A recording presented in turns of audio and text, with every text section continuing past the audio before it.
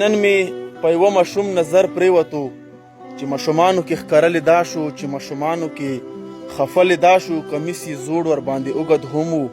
ما ترې پوښتنه وکړه ای بچیه چې پلار دې چېرته دی او څه کار کوي؟ زه څه خبر وم چې یتیم بچی دی، زه څه خبر ومه چې نیم بچی دی. راته یې ویل چې کاکا جانه هغه زه خبر نه یم، ما لیدلی نه دی، خو مور مې وایي بل وطن ته لاړ دی، تا ته به ښکلي سامانونه راوړي. اوس که خپې ابلې ګرځې څو ورځې دي، تا ته به ځان سره بوټونه راوړي.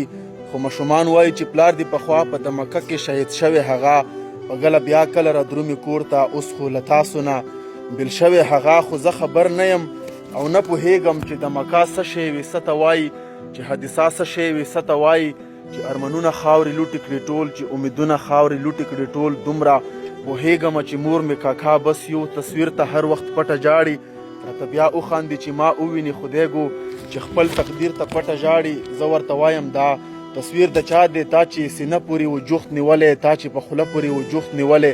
زه چې پوښتنې ورنه دا کومه، مور مې په څه باندې بیا ما غلط کړي. بیا په خندا خندا کې وایي راته ته چې سبق ووایې لوی شي بچی، ته چې په هر څه باندې پوه شي بچی، ته به د نوي ژوند سحر جوړیږي، ته به د امن یو لښکر جوړیږي. بس دا خبرې دي چې مور مې کوي. ما ویل جامې دې شته؟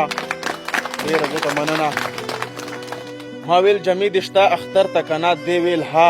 مور مې وینځلې راته. ما ویل اختر کې څوک راځي در کره؟ دی ویل چا نه ګیلې نه کوو مونږ، اختر کې مونږ کره څوک نه رادرومي. ما ورته ویل چې دا جامې چېرته وي؟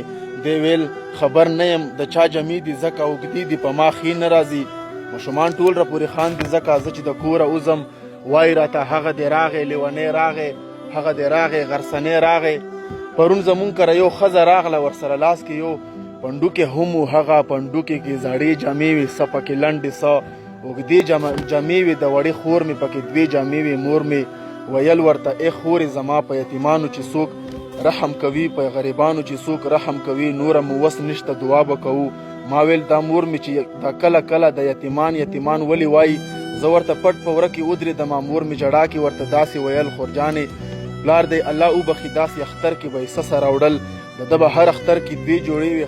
دا ظالمان دی الله ولړزوي، داسې کسان دی الله ولړزوي چې د بل کور نه خوشحالۍ یوسي، چې د سرتورو نه پټکې یوسي. هلته زه پوه شوم چې یتیم یم زه. ماشومانو خو رښتیا ویلو، زما یارانو خو رښتیا ویلو.